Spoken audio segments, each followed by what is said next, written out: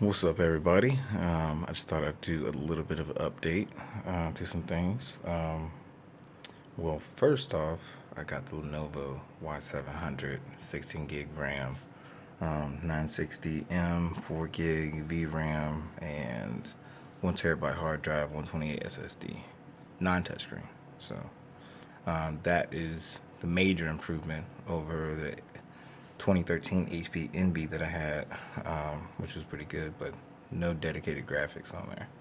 This is mainly to complement my rig, which also is rocking a MSI 960M 4 gig VRAM, which is just fine for it.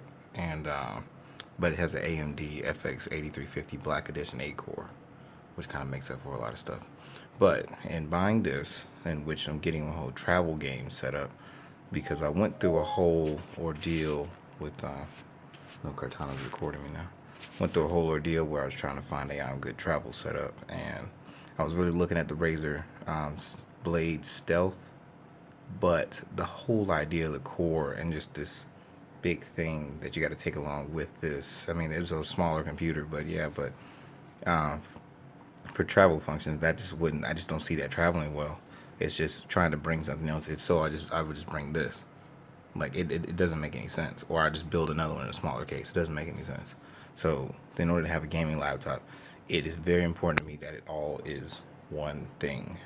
One thing is perfect. Not having an extra separate core or some other little box or whatever. No. And then the thing is, all these new computers, the reason why I like the Y700 as well is because the Y700 comes with 1 terabyte hard drive, and you can open it up and upgrade it. Everybody nowadays is going to this thing where everything's stored on the cloud, or it's only got like a 512 SSD.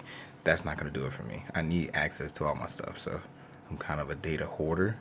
But yeah, so I mean, I have 2 SSDs in that, and I mean this has just been working out with me. As you can see, I'm still a Razer loyalist, so just have a bunch of Razer stuff.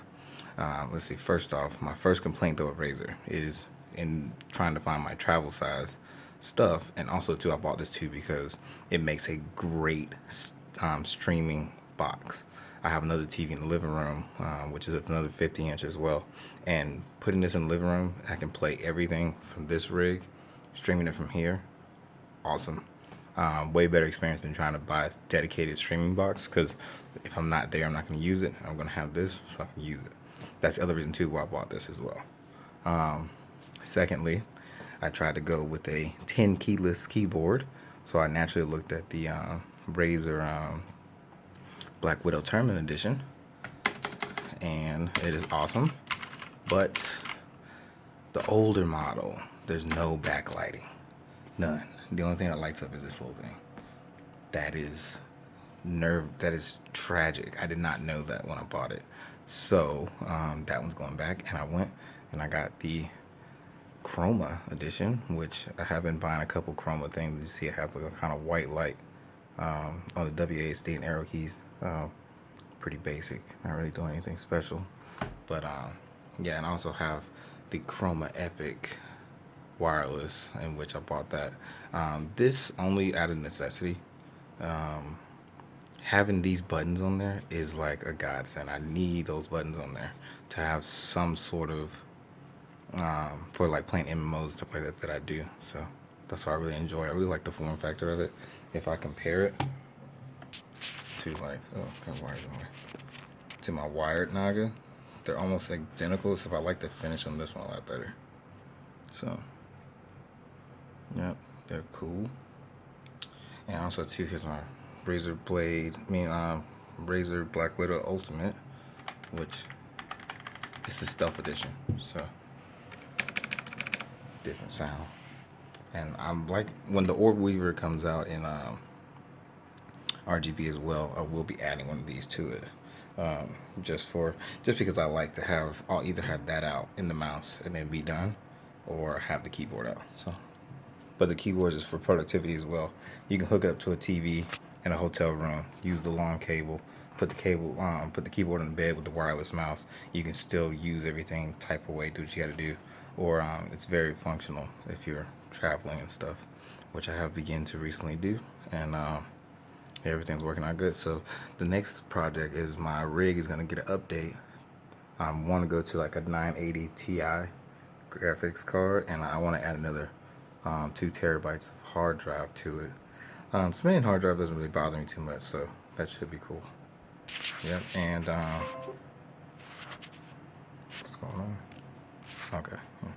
But yeah, overall though, I mean, I actually love the Y700. It's an awesome computer. Awesome, words can't describe it enough. So, viewing angle is great.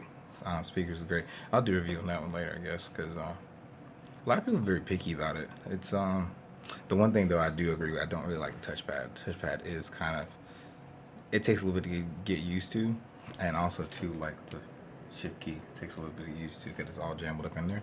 But that's the reason why I got another full keyboard, because also too, my hands are a little bit bigger. So when I try to rest on everything like that, it does have a lot of real estate to rest right here.